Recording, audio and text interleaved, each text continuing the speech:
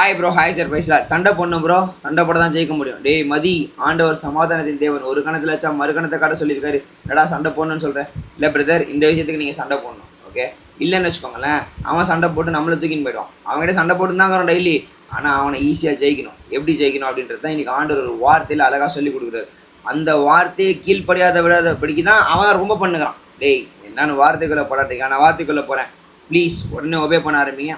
முடிச்சு விட்டுலாம் அவனை. சண்டையில் நம்ம தான் ஜெயிக்க போகிறவங்களாம் ஐ எம் அ வினர் அப்படின்னு சொல்லி போட்டிருக்க கமெண்ட்டில். அதுக்கு முன்னாடி நான் வார்த்தைக்குள்ளே போயிடுறேன். கருத்தில் உங்களுக்கு இடைப்பட விசுவாசிக்கிறேன். யாக்கோப்பு 4:7 ஆகையால் சண்டை போடணுன்னா, ஆகையால் தேவனுக்கு கீழ்ப்படிந்தீர்கள், பிசாசுக்கு எதிர்த்திருங்கள், அப்பொழுது அவன் உங்களை விட்டு ஓடி போவான். ஆமென். ஆண்டவருக்கு கீழ்ப்படினும். பிதாவுடைய சித்தத்தை செய்யறதுக்காக நம்முடைய இயேசு கிறிஸ்து நமக்காக அடிக்கப்பட்டு மரித்து உயிர் எழுவதுக்காக இங்கே வரும் பொழுது 40 நாள் உபவாசம் இருந்து வனாந்தரத்தில் போகும்போது ஆண்டவரே அவன் என்ன பண்ணான்? சோதிக்கிறதுக்காக வந்தான்.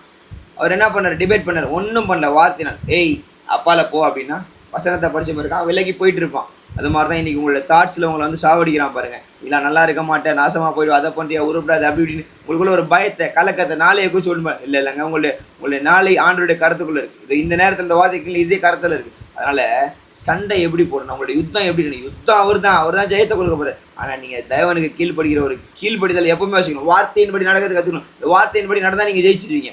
வார்த்தையின்படி உங்களை நடக்கூடாதபடி உங்களை கோபம் மூட்டி, கெட்ட வார்த்தை பேச வச்சு, விபச்சாரம் பண்ண வச்சு, அக்கிரமம் பண்ண வச்சு, அநியாயம் பண்ண வச்சு, பாவம் பண்ண வச்சு, இந்த மாதிரி பண்ணுறான். முதல்ல என்ன பண்ணியிருக்கான் பிரதர்? ஆனால் அச்சு ஓட விட்டு அவனை அப்பால போடா அப்படின்னு சொல்லிட்டு முன்னாடி வந்திருக்கேன். கர்த்தர் உங்களையும் கொண்டு போவார். அதே வல்லமையை, அதே மகிமை இப்போ நான் ஜெபம் பண்ண போகிறேன். உங்களுக்கு ஆண்டவர் கொடுப்பார், நான் விசுவாசிக்கிறேன். தேவனுக்கு கீழ்ப்படிங்க, பிசாசுக்கு எதிர்த்து இல்லை. ஏய் போடானுங்க போயிடுவாங்க. ஜெபிக்கலாமா? அன்பின் தேவனே, எனக்கு பிசாசு எதிர்க்க திராணியை கொடுத்தீர், எனக்கு பலத்தை கொடுத்தீர், எனக்கு சத்துவத்தை கொண்டு பண்ண. அதே சத்துவம், அதே பலம், அதே வல்லமையை பேசுகிறேன் இந்த பிரதர் மேலே, அதே வல்லமை, அதே பிரச்சனை பேசுகிற இந்த சிஸ்டர் மேலே இறங்கட்டும். எந்த இடத்துல தான் சரி, அந்த இடத்துல இவர்களை தொடுங்க. உடைய வல்லமையின் கரம், உடைய பிரசன்னம், உடைய மகிமை அப்படியே அவங்களை ஆட்கொள்ளட்டும் ஆண்டவரே. இவங்களுக்கு விரோதமாக எழுப்புகிற எல்லா ஆயுதங்கள் வாய்க்காத போகட்டும். எதிராக புறப்பட்டவர்கள் எல்லாம் ஏழு வழியாக ஓடி போகட்டும். பிசாசின் கிரியைகள், சிந்தைகள் எல்லாம் அதமாக்கப்படட்டும் ஆண்டவரே. எல்லா devil thoughts gonna be died right now in the name of Jesus. இயேசுவின் நாமத்தில் ஜெபிக்கும்போது ஒரு வல்லமை கடந்து போகட்டும் ஆண்டவரே.